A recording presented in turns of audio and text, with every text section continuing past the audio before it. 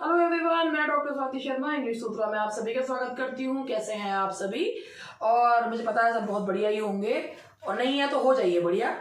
और मैं आज आप लोगों के लिए लाई हूँ एक छोटा सा नन्ना मुन्ना सा सेशन मॉडल्स के ऊपर कि भाई देखिए, ऐसा है लिटरेचर और ग्रामर दोनों ही करवा के चल रही हूँ, मगर आप लोग जो है ना देखते नहीं है। इतना अच्छा क्वालिटी कंटेंट आपको मिल रहा है मगर आपको पसंद नहीं आ रहा लग रहा है, तो मुझे मजबूर मत करिए कि मैं जो है ये चीज़ें रहने ही दूं। और आप खुद जो है एक बार कंपेयर करके देखिए कि आपको क्वालिटी कंटेंट कितना अच्छा मिल रहा है। वर्ल्ड लिटरेचर पे मैंने जो चीज़ें स्टार्ट करी हैं कितनी अच्छी हैं, और मुझे खुद ही पता है इतना मेहनत करती हूँ मैं, पढ़ पढ़ के मेहनत करके क्वेश्चंस छांट कर तब आप लोगों के लिए लेकर आती हूँ, और आप लोग मुझे कुछ बच्चा अच्छा सा रिस्पॉन्स ही नहीं देते हैं। चलो कोई बात नहीं, वो आपके ऊपर डिपेंड करता है।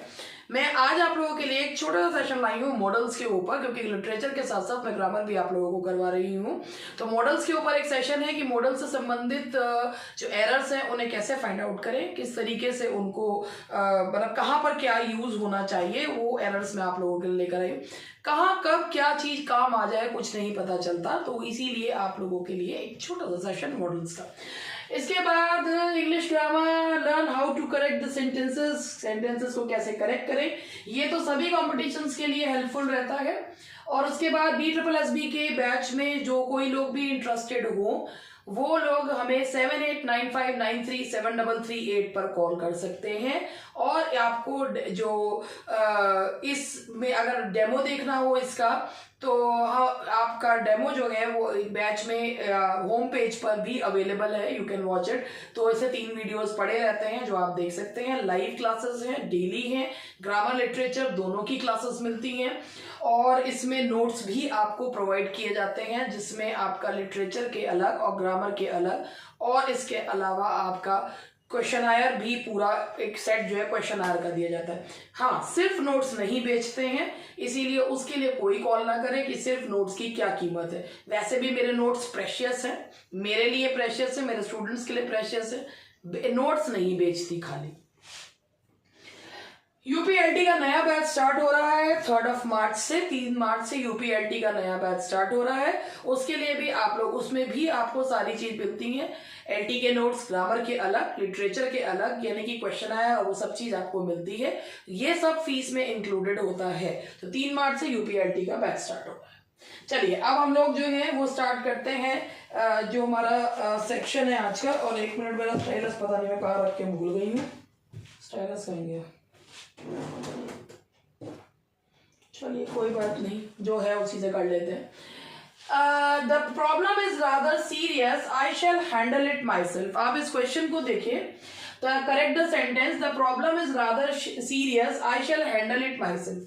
देखिए, जब साधारण तौर पे हम लोग विल जो है वो लगाते हैं सेकंड पर्सन और थर्ड पर्सन के लिए, और जब जो फर्स्ट पर्सन के साथ विल लगाते हैं कि जब हम किसी चीज पर, भाई आई और वी के साथ जब हम विल लगाते हैं तो वो हमारा डिटर्मिनेशन बताता है, वादा बताता है, यानी कि कोई किसी चीज का प्रॉमिस बताता है, थ्रेट बताता है।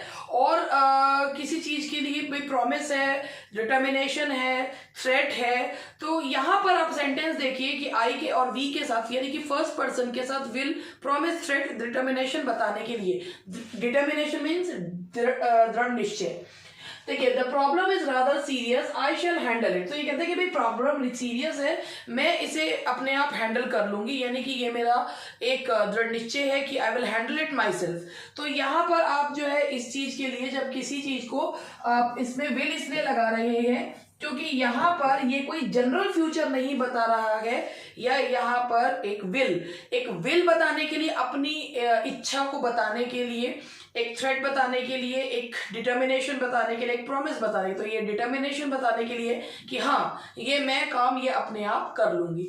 तो फर्स्ट पर्सन के साथ, और यही चीज वाइस वर्सा है, सेकंड और थर्ड पर्सन के साथ आप शैल तब लगाते हैं जब आप उसमें प्रॉमिस है, डिटर्मिनेशन है, थ्रेट है, विल है, तो आप वहां पर सेकंड और थर्ड पर्सन के साथ शैल का यूज करते हैं। ठीक है, he will be pulled up for his lapses. तो ये यही वाला क्वेश्चन है, he will be pulled up for his lapses. तो यहां पर है कि भाई उसको जो है उसकी गलतियों के लिए उसको सजा दी जाएगी। तो ये क्या है कि ये चीज एक थ्रेट है की तरह हम बोल रहे हैं। तो मैंने अभी आपसे कहा कि फर्स्ट पर्सन के साथ विल लगाएंगे और सेकंड पर्सन और थर्ड पर्सन के साथ शैल लगाएंगे जब हम इनमें साधारण फ्यूचर नहीं बल्कि थ्रेट और थ्रेट का, डिटर्मिनेशन का, विल का, या विल मतलब इच्छा शक्ति और प्रॉमिस को बताते हैं। तो ही विल भी यानी कि ये थ्रेट है कि भाई उसको उसकी गलतियों के लिए सजा मिलेगी। तो ही शैल बी पुल्ड अप, तो यहां आएगा ही शैल बी। तो ये हुआ आपका क्वेश्चन नंबर 1 और 2। ज्यादा क्वेश्चंस मैं आज आपके लिए नहीं लाई हूं। Shall you like another glass of drink. Shall you like, जब हम किसी से कोई चीज पूछते हैं, किसी को कोई चीज ऑफर करते हैं तो वुड लगाते हैं। Would you like another cup of coffee, would you like to go there, would you like to have a cup of tea. तो जब किसी को कोई चीज ऑफर करते हैं तो वहां पर हम मॉडल यूज करते हैं वुड। तो शैल नहीं, that will be would. Would का यूज करते हैं इंटेरोगेटिव सेंटेंस में, ऑफर करने के लिए वुड यूज किया जाता है। I may not spare him for this serious allegation he has put on me. अब यहां पर आप सेंटेंस देखिए, I may not spare him for this serious allegation he has put on me. अब यहां पर ये कह रहा है कि किसी को कह रहा है कि भाई मैं उसने जो मेरे पर एलिगेशंस लगाई हैं मैं उसके लिए तो छोड़ूंगा नहीं। तो ये चीज क्या है कि एक थ्रेट की तरह यूज किया जा रहा है। तो ना तो आई शैल, ना यहां पर आई मे, यहां पर यूज किया जाएगा विल। नहीं छोड़ूंगा एक फर्म डिटर्मिनेशन बता रहा है। तो फर्म डिटर्मिनेशन बनाने के लिए क्या कहा जाएगा, I will not spare him. Now the next question is everyone else ought go to the book fair। ought to का मतलब क्या होता है? ought to का मतलब होता है, ought to means होता है करना चाहिए। बेसिकली हम जो ought to यूज करते हैं वो नैतिक मॉरल ऑब्लिगेशंस के लिए ought to यूज किया जाता है। जैसे we ought to respect our elders, we ought to respect our country। जहां पर मॉरल ऑब्लिगेशन होती है, कोई सोशल ऑब्लिगेशन नहीं होती है, मॉरल ऑब्लिगेशन होती है, वहां पर हम ought to लगाते हैं। और ought टू अपने साथ यानी कि ought वैसे तो जितने भी मॉडल्स होते हैं वो बेयर इन्फिनेटिव के साथ यूज होते हैं, लेकिन ought है, यूज है, ये अपने साथ इन्फिनेटिव्स लेते हैं यानी कि two plus first form of verb. तो यहाँ है every one of us ought to go to the book fair, यानी कि ये हमारी नैतिक जिम्मेदारी है। तो ought और यूज्ड बेयर इन्फिनेटिव्स के साथ नहीं, इन्फिनेटिव्स के साथ यूज किए जाते हैं। It is your duty, you will ओबे योर एल्डर्स। जहां ड्यूटी बताई जाती है वहां पर जो हमारा मॉडल यूज होता है वो होता है शुड। ड्यूटी बताने के लिए it is your duty, by duty है तो आप ड्यूटी के लिए आप क्या बताते हैं, शुड का यूज करते हैं, या ought to भी यूज कर सकते हैं। अब ये डिपेंड करता है, it is your duty, duty कर्तव्य, कर्तव्य बताने के लिए हम क्या यूज करते हैं, शुड। तो it is your duty, you should ओबे your elders. Now the next question is when we were in Shimla we could often go for a walk to the mall। अब एक चीज मैं आपको बताती हूँ, दो मॉडल्स होते हैं, एक होता है यूज टू और एक होता है वुड। जो एक्शन हम पास्ट में किया करते थे मगर अब नहीं करते हैं उनके लिए हम यूज टू लगाते हैं, मतलब किया करते थे, we use to go for a walk. और जो एक्शन हम पास्ट में किया करते थे मगर हम पास्ट के लिए बताने के लिए है, मगर ऐसा नहीं है कि बिल्कुल डिसकंटिन्यूड हो चुके हैं, तो वहां हम वुड का यूज करते हैं। तो आप यहाँ देखिए when we were in Shimla, यहां से हमें पता चल रहा है कि the sentence is in past tense. When we were in Shimla we could often, तो यहाँ कुड नहीं आएगा कि आपको पास्ट की कोई हैबिचुअल एक्शन बताने के लिए आप वुड लगाते हैं या यूज टू लगाते हैं। वी यूज टू, अब ऑफन आ रहा है तो इसका मतलब है अक्सर। अब यूज टू और ऑफन को एक साथ नहीं लगाएंगे, किया करते थे, we use to often go for, we would often. तो यहाँ पर यूज टू और ऑफन एक साथ नहीं लगते, तो यहाँ आएगा we would often go for a walk to the mall. Mall road. हाँ, how dare you to utter such words against your teacher. How dare you, how dare you, dare जो होता है एक सेमी मॉडल है। Dare का मतलब होता है, सेमी मॉडल का मतलब होता है कोई ऐसा वर्ड जो मेन वर्ब भी है और मॉडल भी है। जब हम कहते हैं you can not, you dare not challenge him, या आप इंटेरोगेटिव में लगाते हैं तो वो बेयर इन्फिनेटिव के साथ यूज होते हैं। लेकिन अगर आप उन्हें वो यूज करते हैं एज अ मेन वर्ब तो वो इन्फिनेटिव्स के साथ यूज होते हैं। जैसे he does not dare to go there, तो यहां पर डज नॉट के साथ dare as a main verb लगाया है, तो आपने टू गो लगाया, ये इन्फिनेटिव है। He dare not go there, यहां पर डेयर मॉडल की तरह यूज हुआ है, तो बेयर इन्फिनेटिव का यूज किया है। इंटेरोगेटिव में और नेगेटिव में dare as a modal use होता है।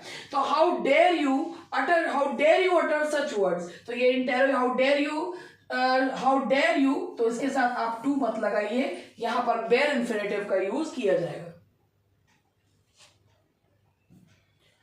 You need not bought warm clothes, it's already summer।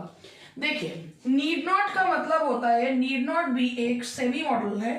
need not को भी हम यूज करते हैं, need नेगेटिव और इंटेरोगेटिव सेंटेंस में यूज होता है, नेगेटिव और इंटेरोगेटिव में। लेकिन need not जो है वो प्रेजेंट में यूज होता है। You need not go there, you need you go there, या you need not talk to me, और यहां पर ये प्रेजेंट में यूज होता है।